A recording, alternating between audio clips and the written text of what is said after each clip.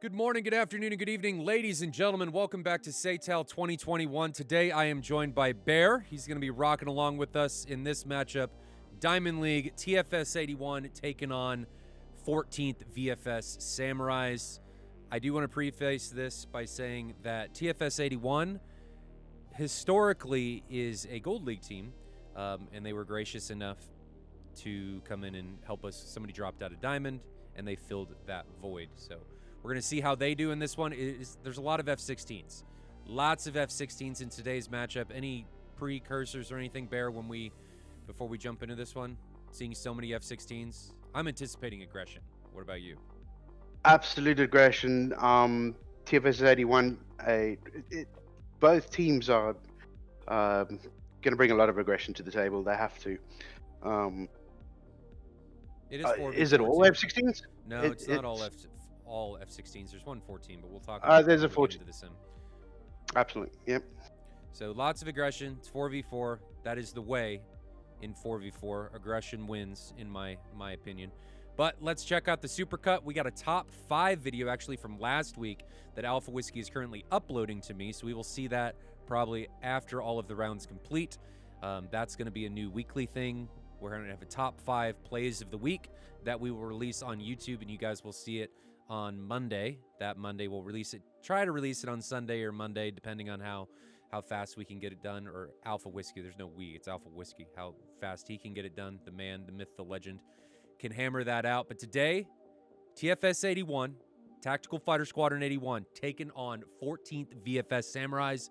Let's check out that Supercut. And when we get back, it is Krasnodar against Sochi. It looks like, or Guadada. One of those two. This has been a favorite among teams, so we will see how that goes. But Supercut coming at you.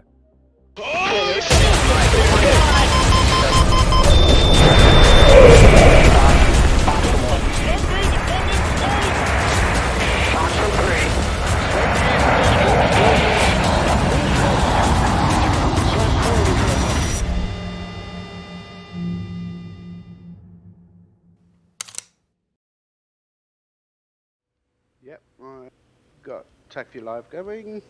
So here we are in the sim, ladies and gentlemen. If I would do things correctly, I would name these instances as I should. We'll do that right quick. 2, 3. All right. So welcome back. We are in the sim. TFS 81 taking on 14th VFS Samurais in virtually an all F-16 beat 'em up. Let's see who's flying. We've got TFS 81 rocking Skywalker, Austin, Phantom Eagle in the F-16s, and Banana, the man that does all the liveries. Huge shout out to TFS 81's Banana for keeping these liveries straight and giving us the opportunity to showcase them on the stream. So 3 16s and a 14 Skywalker, Austin, Phantom Eagle, and Banana coming for TFS 81. And then 14th VFS Samurais, Cookie, Single Shot, Falcon, and Miru, all in F-16 Vipers, representing 14th VFS Samurais. So, Bear, seeing that lineup, there's 7 16s and 1 14. How do you think this is going to go? The 14 can cause some disruptions to the ingress of the other team, so potentially some long range Phoenixes which will disrupt 14th VFS. Well, there's no potential. There's going to be Phoenixes. I guess there's potential for them to hit their target. Absolutely, it'll disrupt and or kill 1 or 2 on the ingress, which would be devastating to the team. They're going to want to get close. They're going to want to take out that 14 as soon as possible, because the 14 is also equally deadly close. Fuel shouldn't be a problem. It's a relatively close map. I'm anticipating Banana's a veteran to the F-14. He's got 6 Phoenix. Reminder that there is no weapon restriction in SATAL any longer. Well, I can't say there's none, with the exception of the AIM-9X being banned, all ground weapons being banned, and nukes being banned. Okay, so there are no other restrictions, just those 3. You can carry as many Phoenixes as you want, as many AMRAAMs as you want. You can take whatever aircraft you want. It doesn't matter. There's no restrictions. We're calling this SATAL Limited. So that is the kind of rule set for today's matchup. Now, 7 F-16s. Okay? Something to think about with 7 F-16s. We talk about this every time. SA Limited. Yes, it participates in the peer-to-peer link, but you're only broadcasting what you currently have bugged. Okay? So if an F-16 doesn't have any targets bugged, he is not broadcasting jack diddly. So F-18, on the other hand, is the all-seer, the seer of all things. And broadcast that over the link. F-14 might as well not have link, because it's not really going to be doing a whole lot of anything in this particular scenario, participating in the peer-to-peer link. So I got to say limited 14th VFS. They got a little bit of an advantage SA-wise because all of their aircraft participate in the link. Meanwhile, TFS-81 has 3 participating in the link in the F-14 with its old-school radar and its analog systems, button and switches, is not going to be a participant, but he does have the Phoenix. So Phoenix, will that be a factor? 6 Phoenix, assuming Mark 60s or the C variant of the Mark 47. How is that going to go? It's usually totally absent, or it is so over the top that it just dominates the entire round. What do you think, Bear, is going to show up here? Do you think we're going to have an absent F-14 or total and utter domination coming from the Tomcat? What's your guess here? Like you said, it's a trade-off between the Phoenix and having that extra situational awareness of your 4-ship F-16. If Banana's good in the F-14. He knows that aircraft well. He knows how to fire a Phoenix or 2. Let's hope it plays out the way he intends it to be. Let's also hope that 14th VFS have put in the work to pre-notch those Phoenixes if they're coming at range and now, attack. when you say pre-notch the Phoenix, I think what you mean is notch the F-14's radar, right? Because you're not really notching the Phoenix until it goes pitbull. So key, you brought up a good point, is for 14th VFS to notch or preeminently notch incoming potential threats from the Tomcat, notch the emitting aircraft's radar so that it doesn't provide guidance from the missile to its intercept point. The missile then, if it loses track at this given day and stage, is effectively dead. If you wait too long and then you're having to notch the Phoenix, yes, it is still possible to be able to trash that missile, but given the current state of the Phoenix in DSS, as of right now, really likes to reacquire targets. You can notch it, you'll think it's gone, it'll come right back, and it does that repeatedly. So that is also something to think about, that if you wait to notch until the missile is active, specifically the Phoenix is active, you may have some issues because it likes to reacquire. And that's what an active should do, but the Phoenix it's like a godly active. It can do some really strange things in the sim right now. Not enough to get it banned, but it can do some really strange things on reacquiring targets. I just saw Banana and his F-14 disconnect. Oh no. I don't know what happened there. I'm going to assume he's going to reconnect and to be a late departure?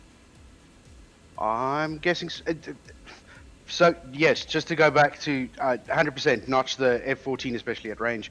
The radar of the F-14, not the missile itself. That I misspoke on that. I was just about to ask you, do you think that they're going to put the Phoenix, the F-14 in the front, or are they going to lead from behind? Some of the teams that we've watched this season have put the Tomcat in the back and using it in the second defense. Well, in today's match, because Banana just disconnected, I'm going to assume that it's going to be in the back. Yes, very. That would be my guess, because he's no longer in the sim, so I would assume the F-14 is going to be in the back. If he was going to take off, I would hope he would be in the front, because the F-14, it is a deadly threat that I think needs to be taken advantage of on ingress. And if you put them always in the back, they're less of a threat. They're less of a difference maker if they're coming in so late into the engagement. I think you got to lead with your big sticks, and the Phoenix outranges everything, virtually everything in the sim that anything else can carry. So you got to lead with that, especially when you're able to carry 6 Phoenix now instead of being limited to 4. So I would have hoped they were going to lead, but now that they're taking off with the 3 F-16s, he's going to have to come in late. So I see Skywalker, Austin, and the trail departure of Phantom Eagle departing here at Guadada. It is Guadada against Krasnodar, and I have not seen Banana reconnect yet. So I'm going to assume he's going to be a very late connection in this round. But 4 F-16s right now against 3 F-16s. So 4 for 14th VFS, 3 for TFS-81, and possibly an F-14 eventually if Banana is able to reconnect. So we're going to have to see if that happens. Now, Bear, not talking about this match, you were able to implement some automation now for SATAL, for the teams. And do you want to tell the guys about that and how that exactly that works? Yeah. So at the end of the match, the result of the match, whether it's a 2-round match or a 3-round match, automatically gets sent to the DCS World Events Discord and posted in the relevant channel, be it the Diamond 6v6, Diamond 4v4, Gold 4v4, 6v6, as well as the Silver 4v4. It posts the result. It also hides the actual result itself. For example, it would show that TMC played Harpia, and the score is in between, but it's blacked out. If you click on the black box, it'll reveal the score. So we don't want to give spoilers away, but if you're dying to know and you can't wait, it's right there for you. And that happens immediately when the player shuts down, that causes the victory of the match. So exciting stuff. Again, just trying to automate as much of SATAL as possible to remove the needed things from people having to contribute to make the matches updated, to update scoreboards, to update outcomes, all of that stuff. We're trying to take away as much of that as possible from the teams so that they don't have to worry about it. All they have to worry about is flying. Currently, we're looking at TFS-81's Banana. He is reslotted in the F-14. I don't know if he had issues with INS or any of that stuff, but he is back in. He is going to be a very, very late departure from Guadada. It is Guadada against Krasnodar. Again, let's take a look and see who is flying in today's matchup. TFS-81 is Skywalker, Austin, and Phantom Eagle, all in F-16s. Banana, who is just behind this image in the F-14. He was in an F-14, disconnected, and then reconnected. I don't know if it was just a reslot or what. And then we've got the 4 F-14s from 14th VFS, Cookie, Single Shot, Falcon, and Miru. I'm anticipating a lot of aggression coming out of 14th VFS. They've historically been an aggressive squadron. A few years ago, they were virtually an all flanker squadron, and usually when you see flankers, sorry, Falcon, yes, it is Sochi against Krasnodar. It's not Guadada. It is Sochi against Krasnodar. 14th, when they were a flanker squadron, was very aggressive. So I'm anticipating them taking the F-16 and being very aggressive today as well. That's my guess. What are your thoughts on that, Barry? You think the same thing? Navy Duck asked a little earlier, what did we learn from the previous match? And one of the things is that preparation is extremely important, and the more prepared you are for things that you can predict happening, as well as things that you cannot predict happening. For example, nobody can predict this disconnect, but I hope that they adapted their plans as quickly as possible to facilitate the disconnect, the unfortunate disconnect of Banana. It's now 4v3 essentially until Banana gets there to provide some cover. We mustn't forget the fact that there is a rule in SATAL this year that you cannot fire from outside the combat zone. So let's hope nothing goes wrong in that sense. But do you think that 14th, giving their historical aggressiveness is going to be aggressive even with the airframe change. Oh, if they've picked up the fact that they can only see 3 F-16s in front of them without a 14, I think it's balls to the walls, and they're gonna go in hard and heavy. Take advantage of the fact that they can't see it, but also bearing in mind, at the back of the mind, where is the 14? Where is the 14? Where is the 14? There's no message that goes to the pilots that say banana disconnected. So this F-14 has disappeared for them. Now, something to think about. We've got Skywalker defending AMRAAMs. We actually have 3 AMRAAMs coming for Austin. Austin defending very late, diving into the AMRAAMs. Is one of these going to be able to connect? There's one getting closer. Point 1, here it comes! And Austin doesn't defend early enough. Gets slammed by the incoming AMRAAM from the first pass 14th, guys. That's not how you want to open the round. Not how you want to open a round at all. Skywalker did a decent job going to take a look at his jet as he did an AMRAAM now coming for his face. He's breaking away. No, actually just flew over his head. Talk about aggression and missiles being fired. We are seeing tons of missiles being released from 14th VFS. Falcon got the first kill. And he's got another one potentially coming in on Skywalker. 0.1 miles. Falcon gets another. So just early shots from very, very high speed and 2 early casualties from TFS-81. Falcon, during that first pass, we'll have to go back and look at the TAC view of how fast he actually was during those launches from high altitude. Very, very fast, and TFS-81 just seems to not defend early enough. Now we see Eagle defending a missile coming in from Miru, and Miru, that 120 was launched from 15,000 feet, coming in on his left side. 1 mile, coming up on half mile. I think he's going to be able to outrun this one. He is over Mach 1. Closing 0.3 miles, 0.2. This is going to be close. 0.1, it's right there. Sniffing at his exhaust. Still there. And it just runs out of juice. Second missile out from Miro, possibly third. I don't think the third one is tracking. But there is another one back there. 1.1 miles, 0.9, still closing. Look at the aggression coming from 14th VFS in this scenario.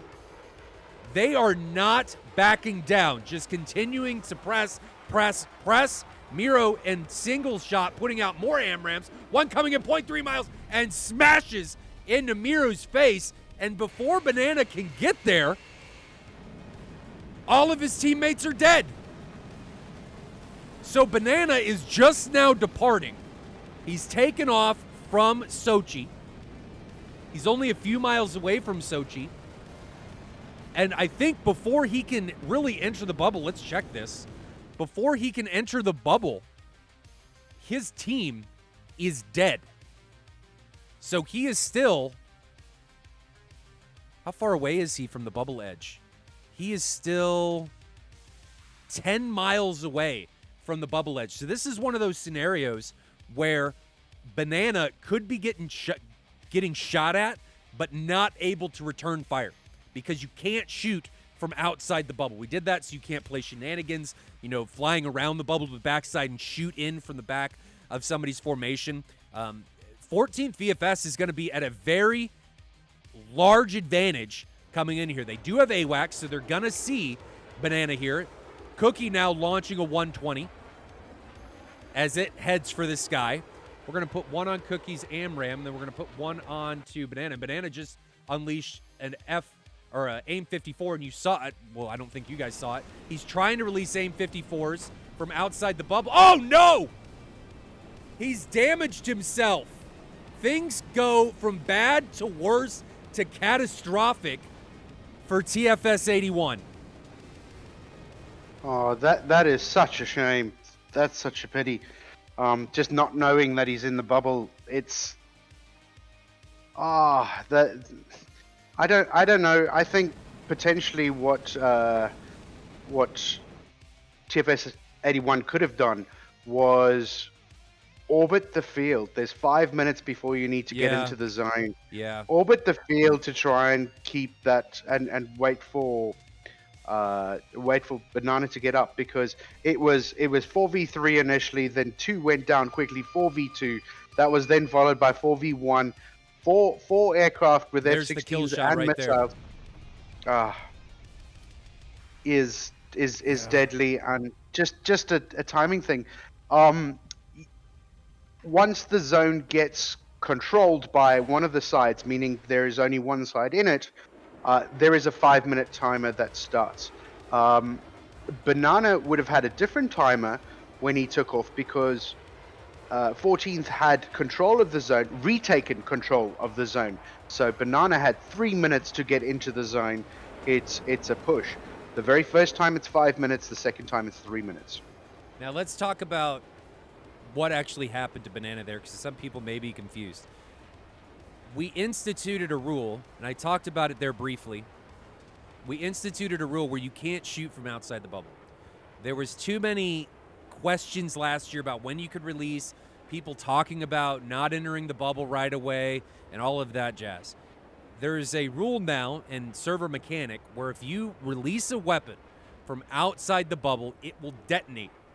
And depending on the weapon, and if there's any desync or anything like that, there is potential for the weapon to kill you or any of your other teammates if there are any in the vicinity. So it was really, really unfortunate that that happened, but that is a design mechanic, and the server performed as it should. That was correct behavior, just so nobody is confused about anything. VFS Samurais, though, the aggression that they showcased, I think, was on point to what needed to happen. So let's back up here and look at what happened at the beginning of this match as these guys come back in. So Falcon, look at the altitude by Nero. How high is Falcon? Falcon, when he launched, was at like 36,000 feet. How fast was he? Mach 1.5. This is awesome. I love this. If you're going to launch from distance, this is what you want to do. Falcon launches from almost 40,000 feet, Mach 1.5. Miru does virtually the same thing, 40,000 feet, Mach 1.4. Look at all these guys. Single shot is at Mach 1.6. Yeah, he's lower, but he doesn't waste any of his missiles. He's just building up that energy. So these missiles, by the time they get to Austin, are still going to be over or right around Mach 3, which is crazy. VFS Samurais utilize the energy potential of these missiles to amazing effect. I wish we could see more of this. So Austin, because these missiles were launched at such high altitude and such high speed, ends up having to defend missiles that are almost a full Mach above where they could have been launched by slower aircraft. So major shout out to Falcon and the rest of the 14th VFS guys for launching at that altitude and that airspeed, taking those long shots. That was perfect. Falcon now launching Mach 1.3, 16,000 feet. How far was that launch? This missile's coming off 10 miles. I'd like to see him a little bit closer, but 20,000 feet, maybe he's thinking, hey, I don't want to risk anything. We've already got a kill. Just play this safe. Mach 1.3, that launch inside 10 miles. Not a bad launch at all. You can see that it's going to run Skywalker down. Skywalker needs to recognize the shooter on that launch is very high, much higher than him, very fast. He is not going to be able to out-energy that missile. He has to notch it. And those are things that you have to think about. We talk about this a lot, getting ahead of your jet. Those are the things that he needs to think about. Unfortunately, he wasn't able to. But great shot again by Falcon in that scenario. Now we see Miru launching from just over Mach 1, 15,000 feet onto Phantom Eagle. That one's right around 10 miles. This doesn't have a lot of business hitting Phantom Eagle. This comes from late defense and Phantom Eagle deciding, I'm going to try and outrun this missile when I get the missile warning, but I'm already low and I'm already very slow. I'm not going to be able to build up my energy state fast enough to be able to outrun these incoming threats. So he does barely get away from that close one, but Miru not afraid to keep launching. He's not going to get away from these missiles for very much longer. They're going to close and eventually he's going to take one right in the dome. So Phantom Eagle gets taken down. He doesn't actually get taken down till the recommit by single shot, but these defending missiles, he can't recommit into that situation because now he's recommitting into hot contacts. His RWR's yelling at him. Just not a very good recommit position, but he maybe feels like there's not much more I can do. And then you got Banana.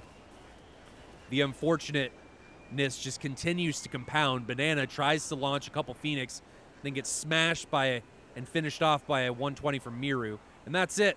14th VFS realizes we're right at our opponent's bubble edge. Let's just land at Sochi and call it a day. So the aggression, Bear, from 14th VFS was real. I mean, the speed coming over Mach 1.5 at high altitude. We talk about this a lot. That's what you want to do. I mean, what do you think there was anything they did wrong in that situation? Absolutely not. VFS, 14 VFS fired 13 120 Charlies to the reply of only 2 120 Charlies from TFS 81. So 13 to 2 in terms of missiles going back and forth. Not enough pressure or defense from or put back from TFS 81. But I mean, I'm going to count that to major misfortune on TFS 81 side for its first match for them of the season in a new league, and then your lead pilot goes and has a disconnect. So that's most unfortunate. I think we could have we would have seen a little bit closer around between them had that disconnect not have happened. Yeah. The disconnect from Banana, I think, really, as chat has pointed out, really threw TFS 81 a wrench in their machine. It got rid of the rhythm. I think Banana is one of the leaders for TFS 81, so it just really messed up their mojo. And when that happens in any competitive event, any competitive scenario, it really starts to screw with people, especially when they start getting in rhythms. This is how this is going to go. This is how we're going to deal with things. I'm going to take off first, second, third, what have you. When that gets messed up, if you don't have complacency plans, complacency, is that, did I use the right word? You guys get the contingency point. Contingency plans. Thank you. Contingency plans in place to be able to get around that or make do with that, you're going to run into some serious problems. And I think that is what ended up happening to TFS 81. It was unfortunate. Things kind of compounded and snowballed there on him. But if 14th VFS was less aggressive, I think they would have had an easier time dealing with it. They would have had time for Banana to catch up. But with 14th VFS being so aggressive, they didn't have time to figure anything out. They didn't have time to wait for Banana to get into the bubble. They didn't have time to really get themselves moving in the right direction again. They just got smacked in the face right from the get-go by a missile launched from an aircraft that was about 1.6 at 40,000 feet. It was just downhill for them. Unfortunately, uncontrolled tumble down a mountain, and there was no stopping it. So VFS Samurais are up 1-0 over TFS 81, and that was dominating. So TFS 81, I think they're going to be on the back foot here. Are they going to be able to come back and equalize this? We've seen a lot of round threes. Is this going to be one of them? We're going to have to see. Enjoy the supercut. There's going to be some other trailers after it as we get round 2 ready to go. We'll be back in just a minute.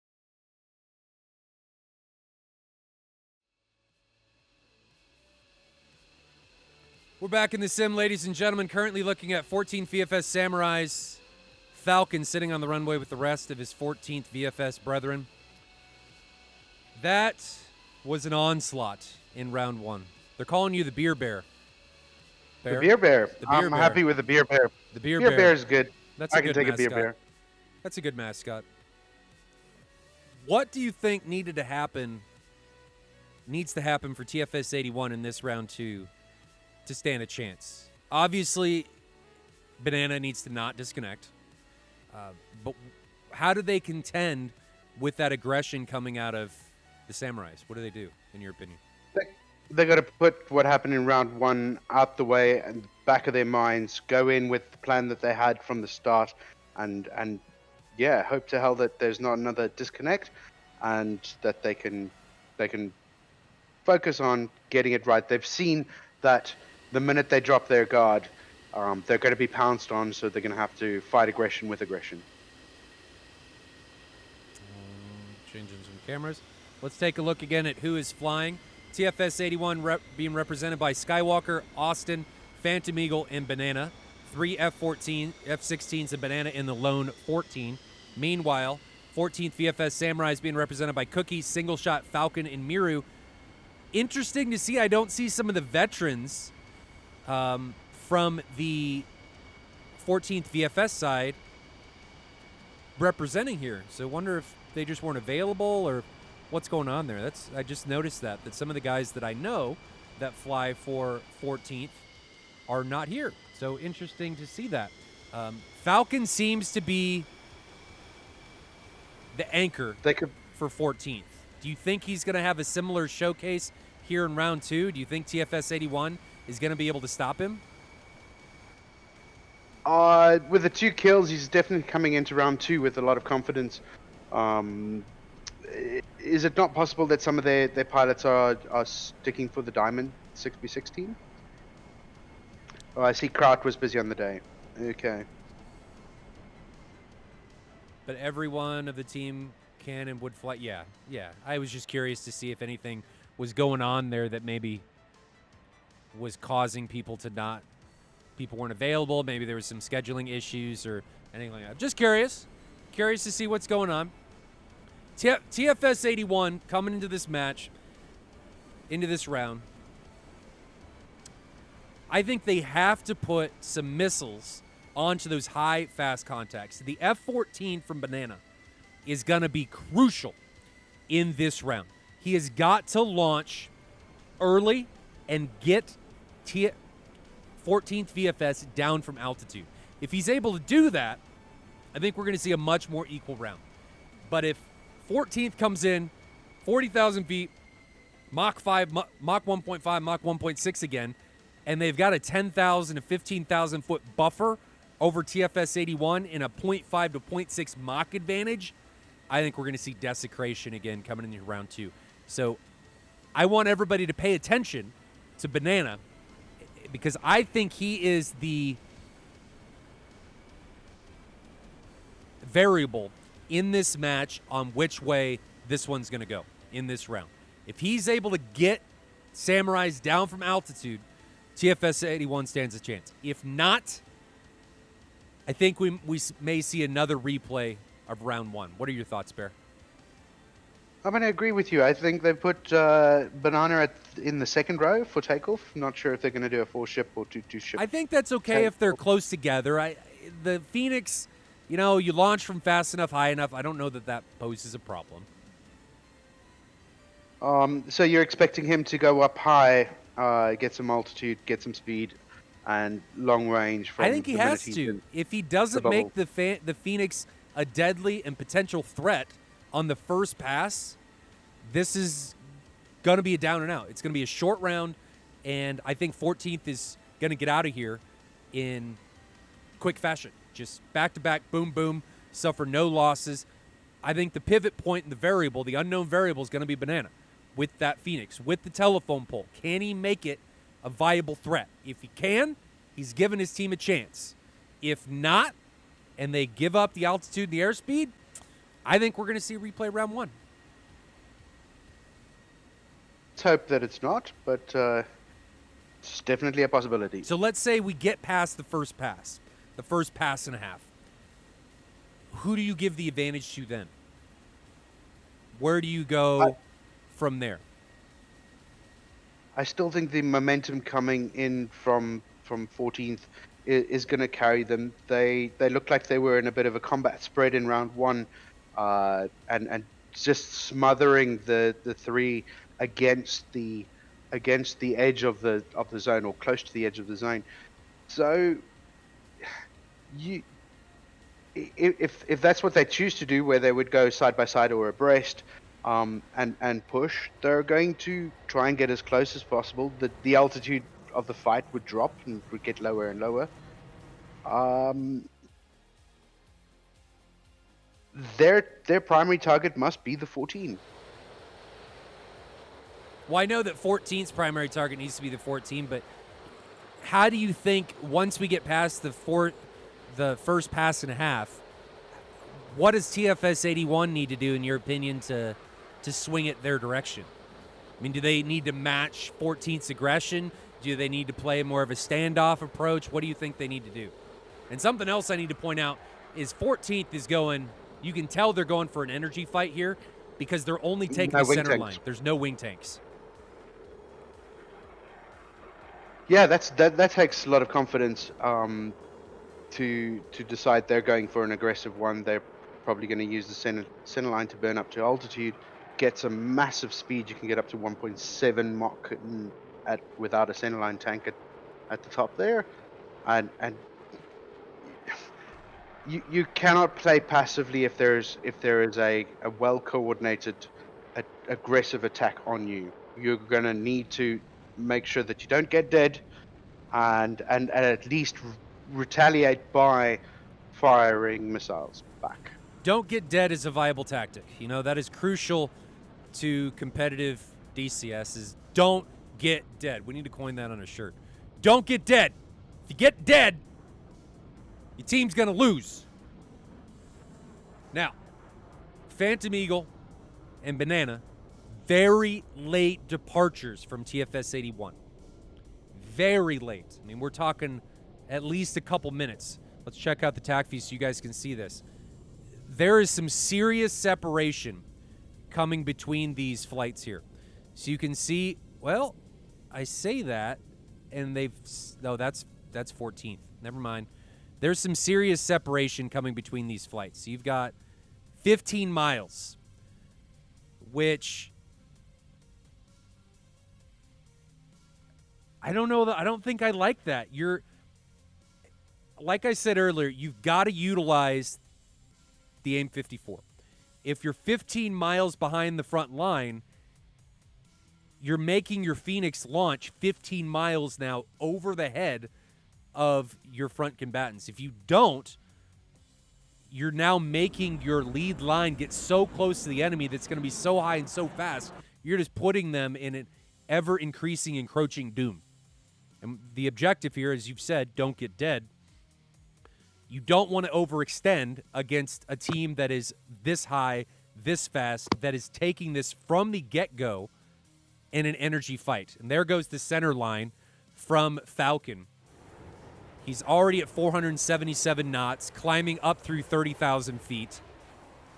So already at Mach 1.3, ladies and gentlemen.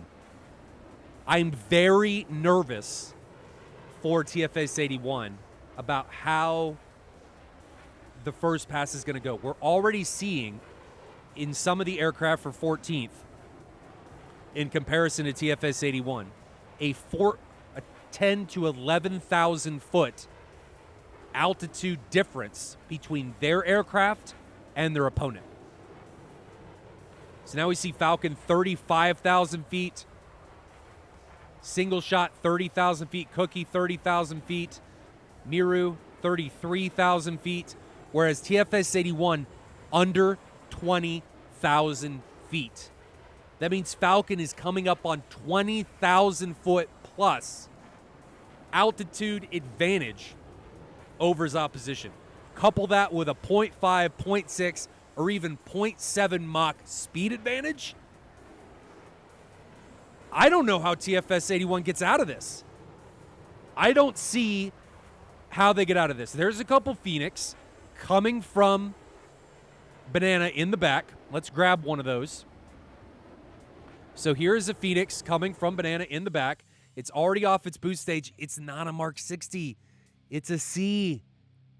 Oh, no. It's already at 1,800 knots. This is not what I wanted to see. And I don't want to make this as like a coming down on any of the teams, but if this was a Mark 60, I think we may have some potential to have something happen here. If Banana was higher, also greater potential to have something happen here. But a C variant just doesn't have the boost that a Mark 60 has.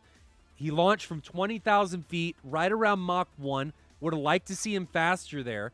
That's a problem. You're just removing potential kinetic energy from your weapons. So the 120 is now coming in onto Skywalker. Here's Skywalker. We'll put on split screen. We'll put Austin on the other one. These guys are now defending incoming AMRAAMs. They've already made it low, so they're going to be okay getting away from that first pass. They should be just fine here for at least a little bit. But 14th VFS is staying medium high. They're climbing. If we use Falcon as an example, was down at 15,000, now coming through 20,000. These guys are still very, very fast. Single shot, Mach 1.6, 30,000 feet. Falcon, 1.2. Miru, 1.2. Cookie, he's egressing. He was evading a missile. Probably bled some energy there down low. I understand that situation. He is also over Mach 1. These guys are in blower the entire time.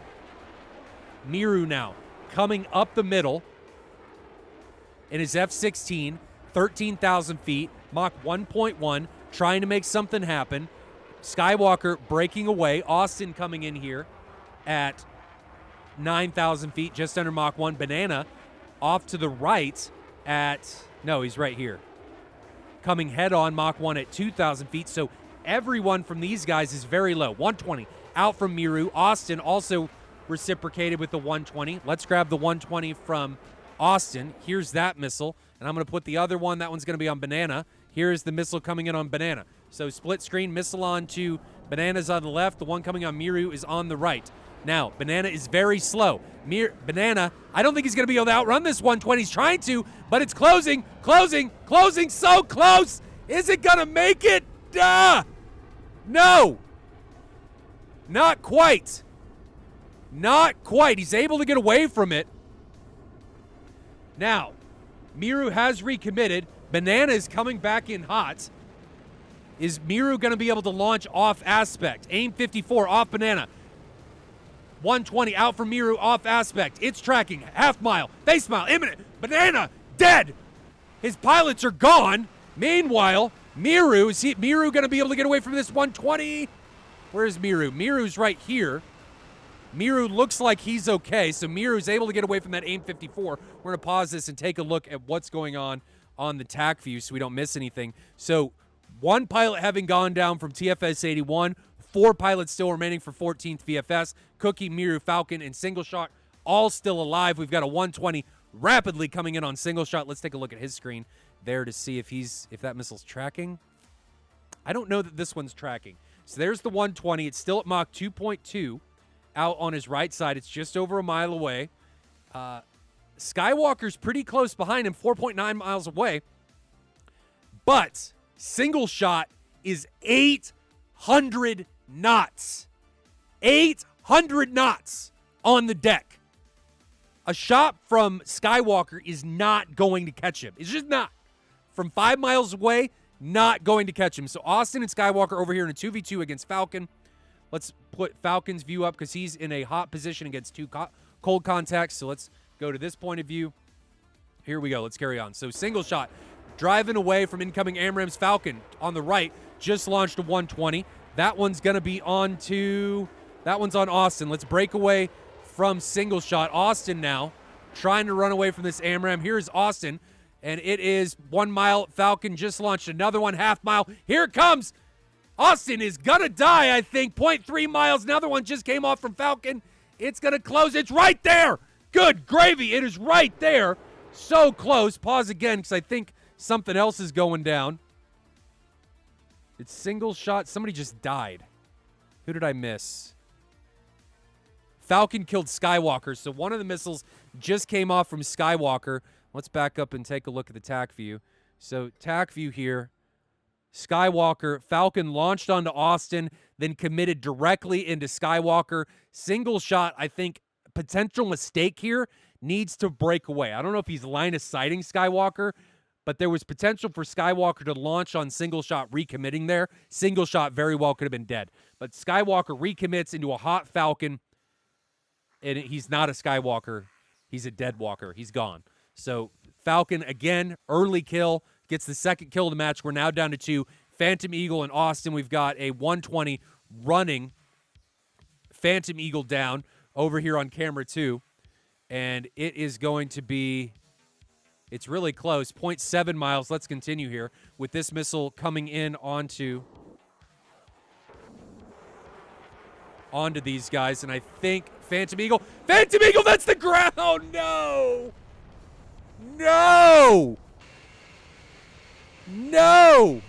And now we've got Austin all by himself with a 120 coming for him from Falcon again, and then Austin is gone. So as quickly as this one started, it has ended. Falcon with 2 more kills, 4 kills total, and no deaths. Why did he run into the ground? What happened? Did he black out? That's not how you want to go. It's not how you want to do it, Bear. Not at all. No, nothing worse than flying into the ground. It's happened to all of us, but very, very painful. There again, 14th VFS showed their aggression. They went in strong and pounding. They did get, I mean, the Tomcat was their first target that they got down, which is good. Potentially a mistake for using the wrong Phoenixes from behind. Yeah, panic stations, unfortunately. Falcon actually almost died. He could have died in this scenario from either Skywalker or Austin, but somehow gets away from it. Single shot coming in here for the left. I think single shot really saved his life, and Falcon line of sighted that missile. There's not a lot of hills here. If Austin was higher, that could have been potential to take Falcon down. But when you're low like that, you take away the altitude look down capability of your missile to see over environmental factors. So Austin being low, Falcon being low, really took away some of the edge from Austin's launching capability. But Falcon, he probably should be dead in this scenario. Very well should have been dead in that position. Miru comes in against Banana, launches his off aspect 120, and is able to, the AIM 54 goes straight into the ground, and that is an unfortunate side effect of the AIM 54s. They drop so far off the bottom of the jet, if you're too low, they'll just go into the ground. And that is really unfortunate. AIM 54 into the ground. Phantom Eagle's way up there on his own. Let's go over here to the 2 ship. We saw Skywalker, how he got taken down, recommitting right into a hot-faced Falcon. Gets schmammered all over the Georgian countryside. And then we have Austin and Falcon. Falcon able to drive his missile that he's defending into the ground, and Austin not able to do the same. Takes one right up the pie hole. He gets taken down, and we're left then with just Phantom Eagle, who says, I can't do it, and plows headlong into the Georgian countryside. Gone. Takes himself out, says, I don't want to get shot down. I'll do it myself. See you later. And goes right into the ground. So, Bear, in your opinion, that was better than round 1, but still not a great showing for TFS 81 in that one.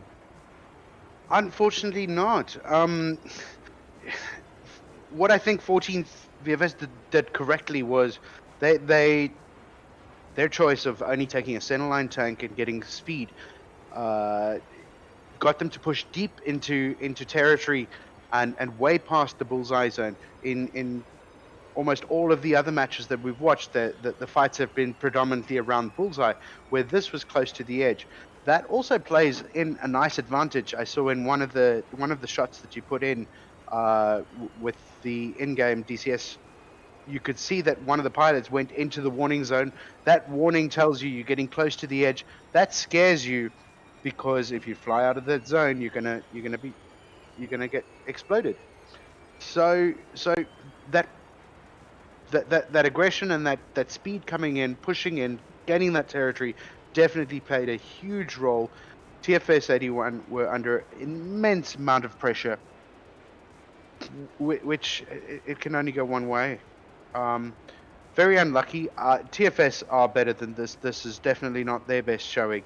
I think they're going to come back hard and kicking next time. I think so too. They really got put on the wrong foot by the early disconnect from Banana and the late departure from their Tomcat. I really also think that the taking of the Charlie variant of the AIM 54 instead of utilizing the Mark 60 didn't do them any favors. They didn't have the reach that the Mark 60 affords you. And it took so much away from their ability to deal with 14th VFS that it was really an uphill fight from the beginning. Ooh, that was interesting. Miro almost got taken out by his teammate. You guys probably saw that, but I went back to he kind of just went right over the top. Got very, very close. Can we see the runway? There it is. So these guys are going to land as soon as this is done. Guys, as soon as 14th VFS is done, I'm going to say goodbye, and I'm going to load up the top 5 plays from last week. That's going to be the closeout for the stream after that's over. We will be done. We will be back tomorrow. Tomorrow's stream is going to be a double header. SPQR against TA and Golden Crown taking on LAO. All right, so SPQR against TA and then Golden Crown taking on LAO. So double header coming tomorrow. On Tuesday, we start at 1600 Zulu. So make sure you don't miss that. But also don't jump out here just yet because we got the top 5 plays that Alpha Whiskey has put together that'll be coming just after these guys touch down. So before we get out of here, Bear, is there anything you want to say in closing? I know we're working on some stuff with TACView for automatic TACView uploads and stuff like that. You got the stuff for automatic scores. Anything else? The overlay's coming. The overlay is coming. We're making some strides in that, waiting for Atari 64 to do his bit. From a server setup standpoint, we've had 2 teams that have tested automatically setting their own passwords and running through with it with no major issues, and that's rather exciting.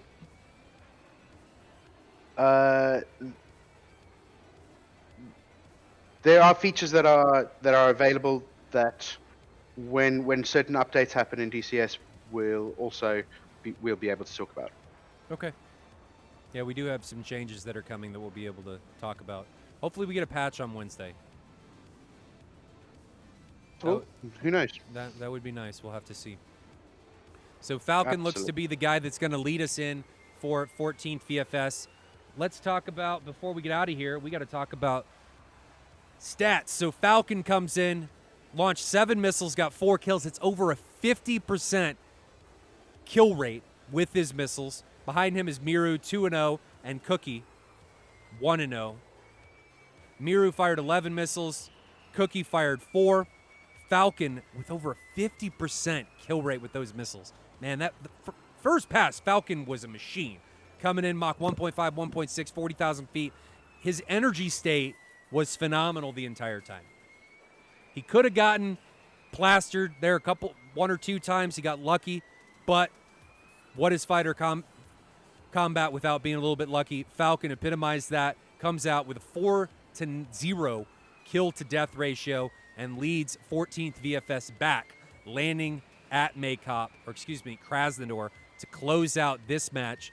14th VFS Samurais taking it 2-0 over TFS. So with that, ladies and gentlemen, we are going to get out of here. I'm going to send you guys to the top 5 video. Enjoy it. Stay safe in those virtual skies. I'll see you all tomorrow, 1600 Zulu, for that doubleheader. Until then, see you guys later.